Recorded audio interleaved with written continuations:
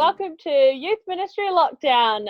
We're just youth pastors, youth leaders, volunteers, just trying to do lockdown in a youth ministry world. No, wrong way. Trying to do youth ministry in a lockdown world. Always got to start off by kind of just saying who's more important than each other, eh? I went to say youth pastor and then I realised that's not who we all are, so... Oh, we trying all to be are. inclusive. We all are. A volunteer is a youth pastor still, aren't they? Depends who you talk to. That's true. If you talk to the pros, Yeah. we're not. I got told not told off, but like someone said to me the other day, oh, you have to be careful if you call yourself a youth pastor. You have to have done the right training to do that. Oh, yeah. So. Yep. Well, you have, haven't you? You've done. I have, so I can. Alrighty. Okay. Highs and lows, guys. How are we doing? Shall I go first? Do it. So my low is that I'm not feeling great today. So everyone suspects they've got corona. So who knows? This might become COVID-19 lockdown. Can you take an app and like figure that out? Just be like, I wish it was that easy, but yeah, just been real run down. So that's not been great when you kind of still have to do the same thing.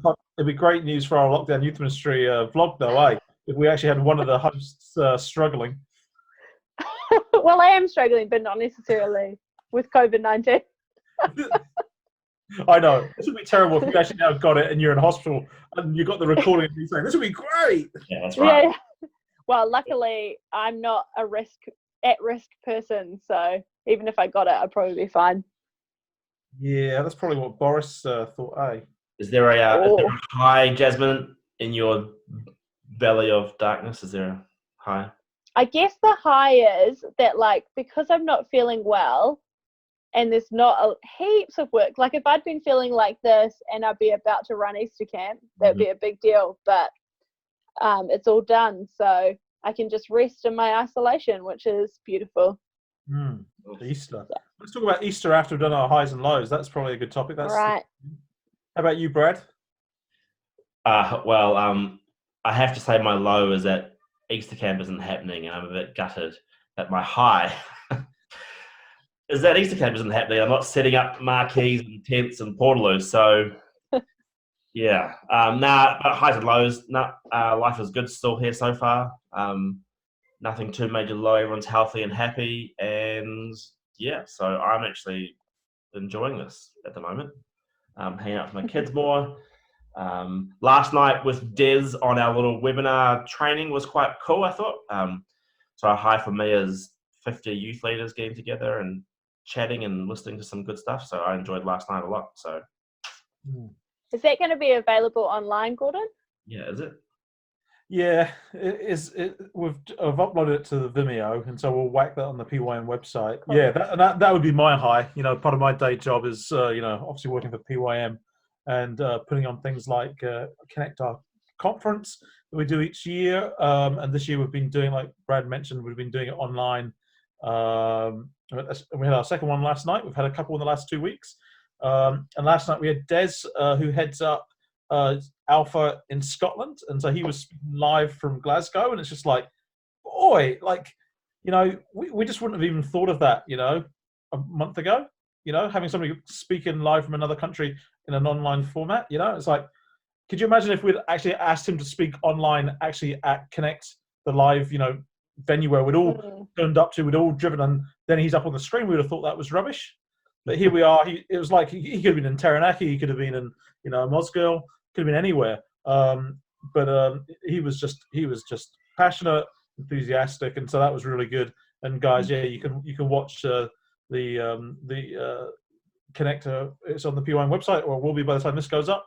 It was great. He was talking about Gen Z, as you like to say here.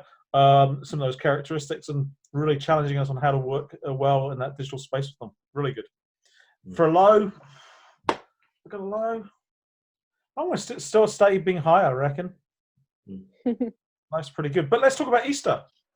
Yeah. going to mention you're not planning Easter. So did you, Brad. I mean, obviously, Easter's a big deal for our nation as far as for church ministries are concerned. What are your, like, Brad, you're down in Dunedin, Jasmine, you're in the Presbytery Central Easter camp. What are you guys doing as kind of instead or replacement? Or are you just taking a little break? We are taking a break and we are letting the good folk in Christchurch, Central, Northern, all those other Easter camps are doing good work for us, and we're just going to point people towards those resources and say, here is some good stuff, and us Dunedin folk, Southland folk are just going to enjoy the fruits of their labour. So actually, Jasmine, you should share what you're doing because we're doing nothing. Yeah, so we are in Central, but we don't go to the Central big Easter Baptist Easter camp that happens. We kind of run our own little Prezi thing usually. And this year, I was in charge of running it, which is obviously God was like, you're not doing a good job, going to cancel that.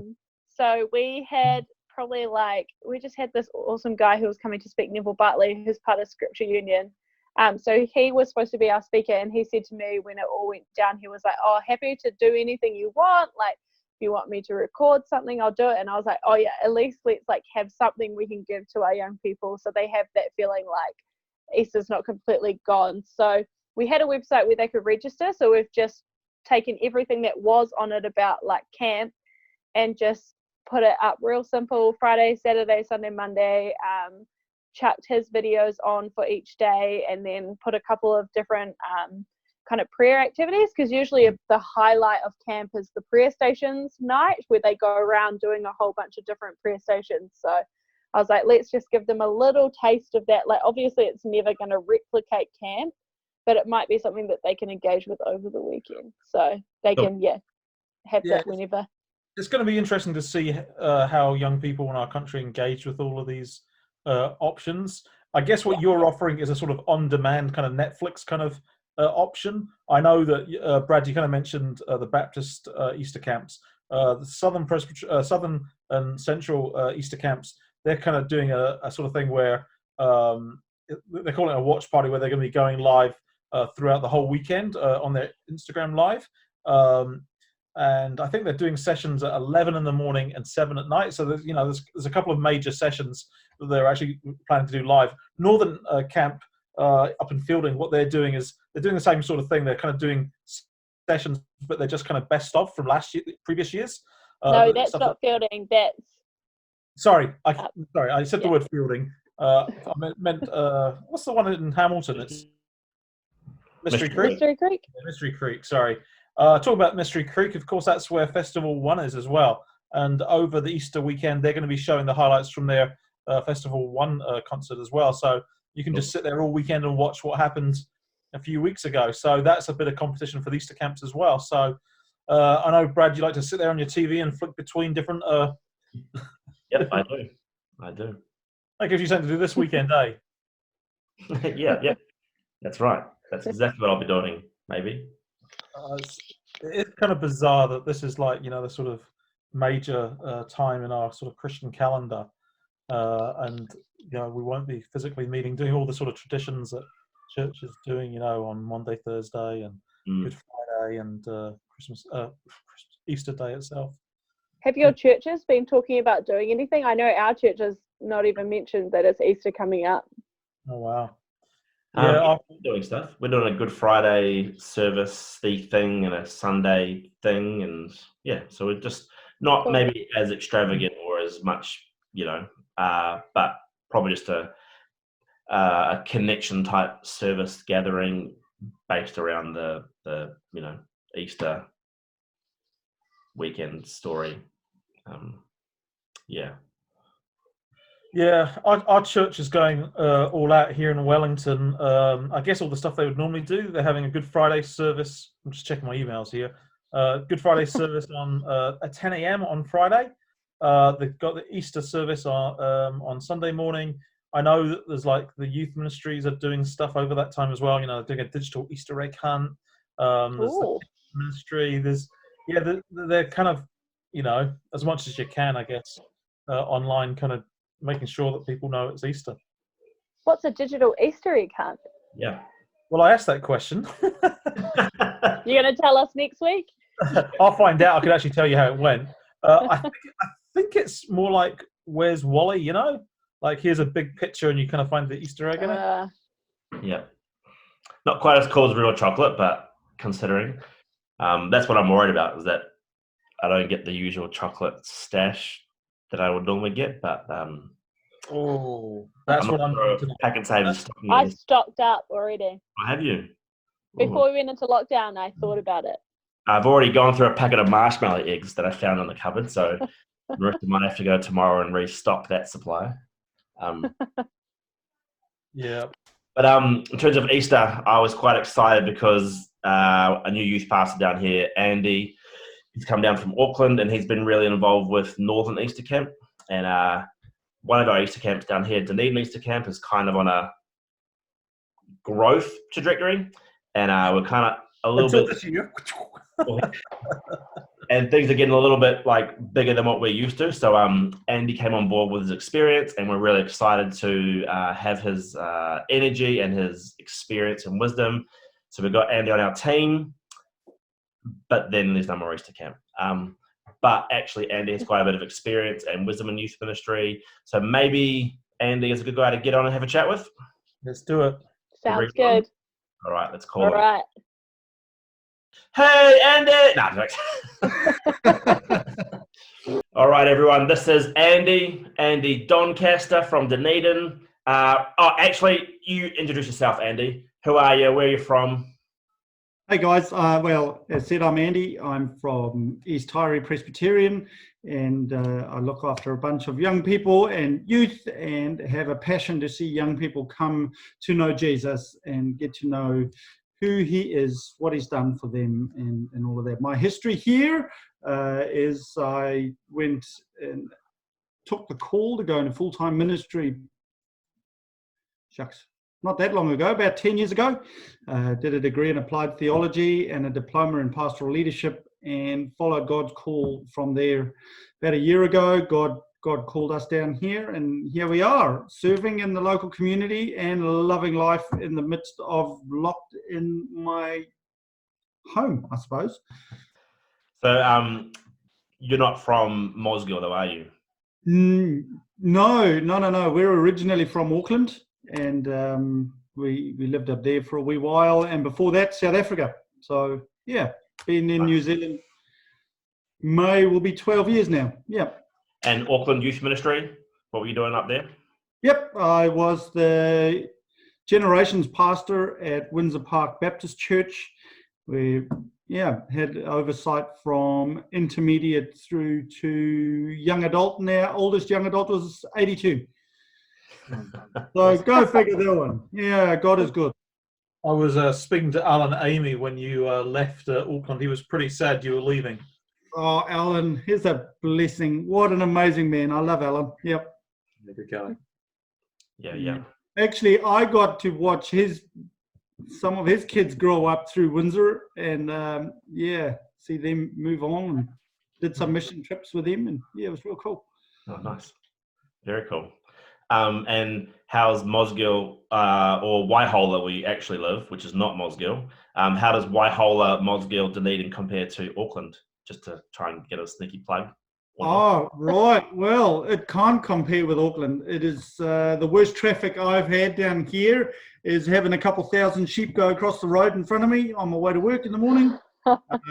Life is good. How can you compare all this freedom and open space? And you can't compare it. Life is so much better down south. And the people are better. It's a sunny Saturday. What are you doing? I shouldn't say that. Alan's a really nice man. I'm gonna tell you, what are you doing in your spare time, Andy? What are you doing on a sunny Saturday? On a sunny Saturday, at the moment, building veggie gardens and cleaning out my garage. And any other weekend, out in the bush, out fishing, out four-wheel driving. Yeah, out there doing it. Nice. Love it. Living the dream, eh? Living the dream. Everyone's living the dream down here. So I have to say though, Brad, the commute these days in Auckland isn't too bad either. Just kind of from your bedroom. Because everybody's at home. Yeah. Hey, Andy, can you paint a picture of your youth ministry pre-lockdown?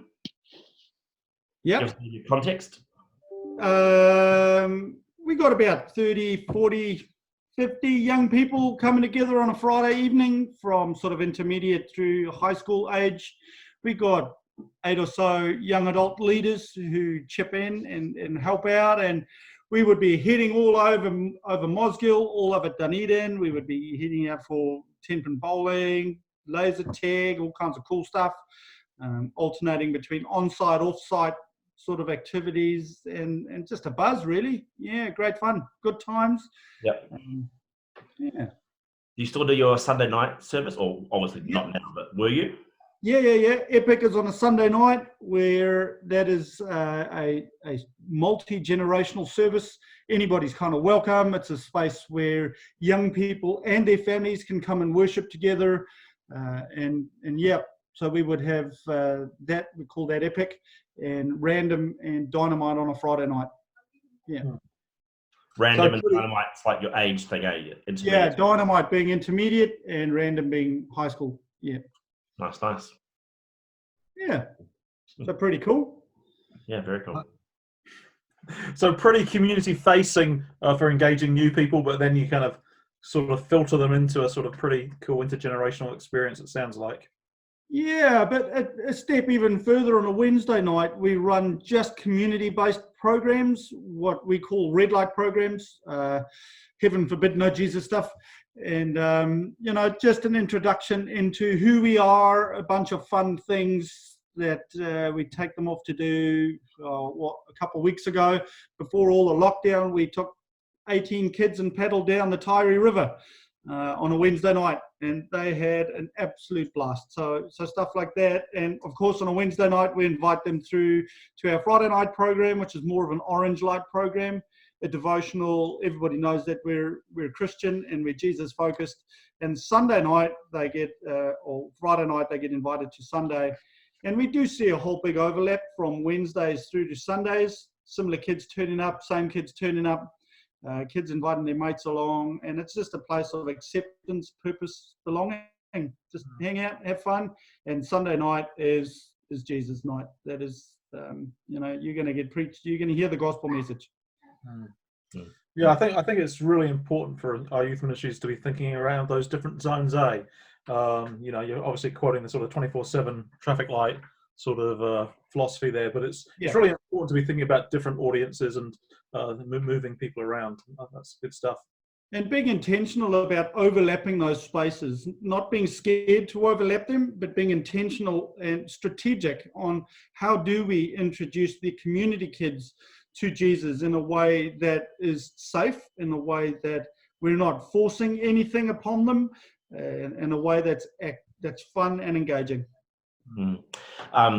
I was a youth pastor in Holland for a few years, Andy, and so whenever someone says this is our red light ministry, oh, that's bad. Yeah. But anyway, before I keep going down that track, now that you're in lockdown, taking all those ministries, has it all just translated across? Is it completely different? What's your game plan now look like for youth ministry from home? Well, we had to touch, pause, and then engage. I'm sure along with the rest of New Zealand, trying to figure out what does online ministry look like in a setting that we didn't do much online stuff at all, where it was all community facing, it was all out there in the community, getting the job done. And now all of a sudden you're at your dining room table going, wow, what does ministry look like? So in a way, we've looked at it and gone, all right, what do we want to achieve through this time? And one of the biggest things that we wanted to achieve was that connection. We didn't want to lose that connection. We didn't want to lose that opportunity to disciple in the midst of this new world that we live in. Yeah. And we looked at that and thought, okay, what is this now going to look like? So we took everything online and have created what we call in care clusters, and a whole bunch of new kind of ideas and thoughts where we're still engaging our leaders with young people. We're still engaging our young people's parents with stuff that we're sending home. We're doing online services on a Sunday for youth, and engaging on a Friday night with our random and dynamite kids along the way of, hey, giving them challenges to do and filming it and posting it online and sharing it. So there's still that connection to each other and the wider community. So you're not necessarily just meeting on those same specific times. It's kind of more spread out, but the goal for each ministry is kind of the same, just through a different platform. Is that? Yeah, and making one of the things that we wanted to achieve was to try and keep some form of normality. So we do meet at the same time. So that time of the week, we're still meeting, and we made a decision that we're going to operate through school holidays as well, because what are young people going to do now? What are they doing with their time? You know, I've got 2 teenage kids. You're lucky if you see them before 2 o'clock in the afternoon. So how do we do ministry and keep some form of normality? So we made a decision right from the beginning. We're going to keep those time slots. Epic happens at 7:15 on a Sunday night. Random happens at 7, and we just carry on. What we are doing is engaging more throughout the week, which is awesome, and that's something that we're going to continue to do post lockdown, I guess, because that's been quite a good success story, really. People are engaging with each other and more on social media than before, so it's been really good. Okay, so you're saying you're getting more engagement over social media than before. What's your engagement levels like across those different audiences? Who's it easier to engage with, and who are you struggling with? The biggest struggle is intermediate, actually, because a lot of the kids don't have Facebook pages. So we're actually targeting the parents and empowering parents to say, hey, bring them along to this. Then the parents get involved, and the parents are then getting involved in some church stuff. And we're seeing numbers booming a little. We would have 50, 60 people turn up to church on a Sunday night. We're getting 160 views on Facebook and the platforms, kind of going, okay, who's liking this? We're getting some of our community parents joining our Facebook groups, and it's just broadened our audience so much more using social media, and that's obvious. But the way we did ministry before, just segmenting and siloing those 3 areas, the Wednesdays, the Fridays, and the Sundays, with merely an invitation, worked, but this seems to be working a whole lot better. It's a much safer space for people to come and see who you are, what you're all about on a digital platform, and come and step into the building. So yeah, I think that will definitely be something that we'll be looking at going forward. It's going to be real interesting. It's like after lockdown, we're all doing something different. I think we'll take some stuff. But like, I wonder, like, if for you, this is like a platform for new levels of relationship and connection. But then what does it look like after lockdown? At the moment, everyone's stuck in their dining room table, like you said. Yeah. After lockdown, that changes. So they may not be online as much. But if you're like what you're talking about, it's quite cool in that like this becomes a platform. Lockdown's a platform for new connections and relationships, which, and then the real life might translate to coffee or church or... Exactly. Or just coming along to one of our community programs. Come and check us out, you know. Yeah, it's cool. You know, we can say one thing online, but we've got to walk our talk when we get back out there when this is all finished. Yeah, there is something really powerful about people that aren't connected to our churches, you know, in the sense that don't worship with us, but, you know, have loose connections through these ministries to better actually view worship, you know, in a really safe environment where they're just watching it on Facebook or whatever, and can kind of hear and can listen and can participate at their own level without actually having to make any sort of commitments of, you know, saying, hey, I want to check this out or be part of your community.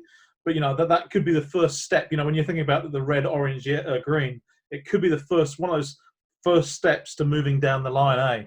Yeah, 100%. And that's that safe environment, as you mentioned. That, and let's just be honest. If anybody's checking you out, they're checking you out online first.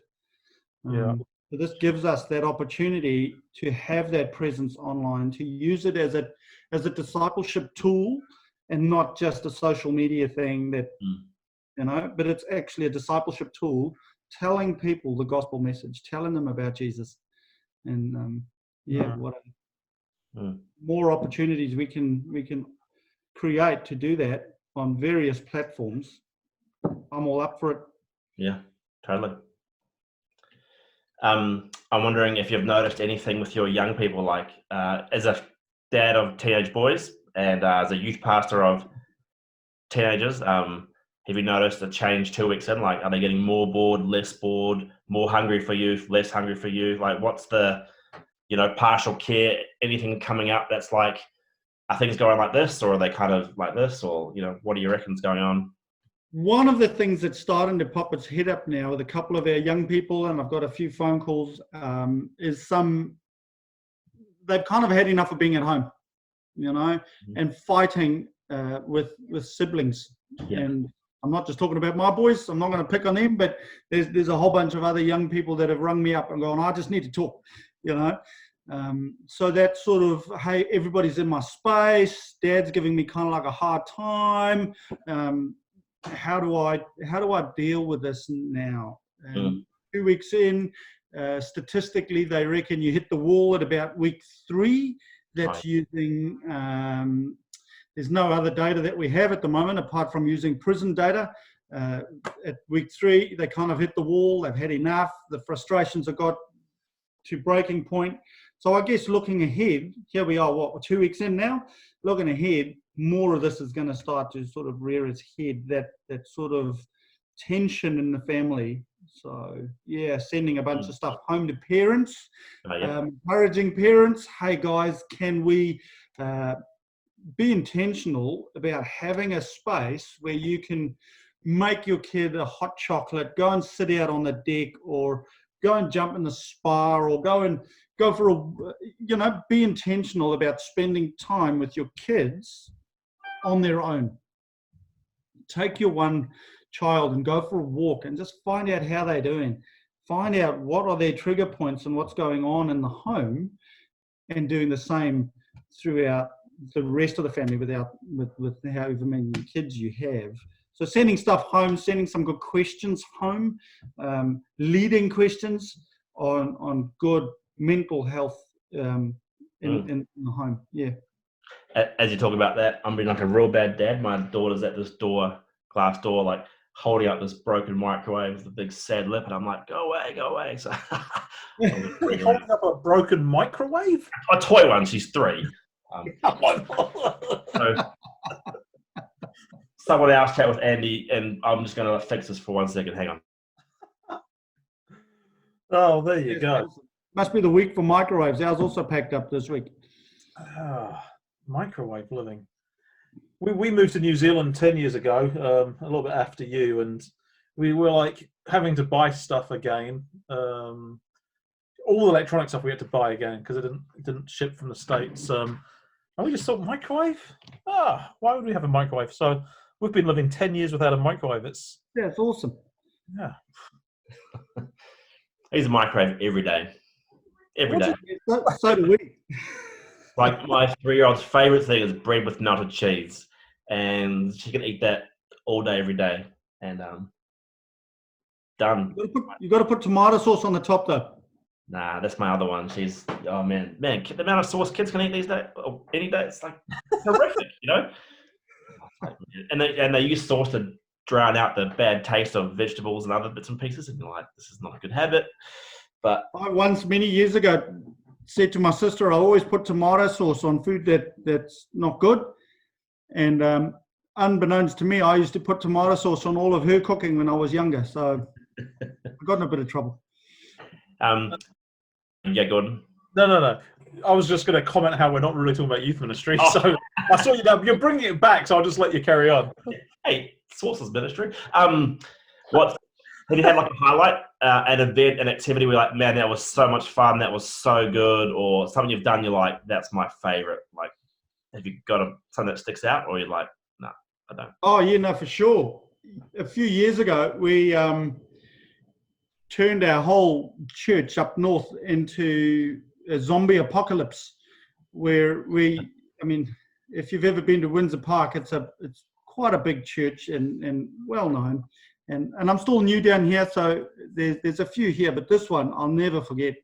And we set a couple of challenges, 5 challenges, and each challenge gave them a piece of the cure. But there were several people who were dressed up, and we had makeup artists come through and dress us up as zombies. I mean, we looked horrific. We turned the whole campus into. We turned a car on its roof. I mean, we went overboard on this thing. We barricaded doors inside it. I don't know if you could get away with that now with health and safety, but you know, it was pretty cool. And the kids got so into it that the one part of the one question was at the bottom of the pool, and kids were just jumping in the middle of winter into this pool fully clothed. We were like, whoa, stop the bus now. And for years after that event, kids just spoke about that event for a long time. Cool. So that one stands out. And one particular part of that night, one of my leaders said to me, "You will never scare me." And I snuck up behind him and looked at him through a glass window as he turned around. And I've never heard someone scream so badly and much in my life as he ran off in opposite direction. So he hasn't challenged me since to scare him. Well, I reckon every youth group could now copy that post-lockdown as not a zombie thing, but like a coronavirus apocalypse type of thing. Absolutely.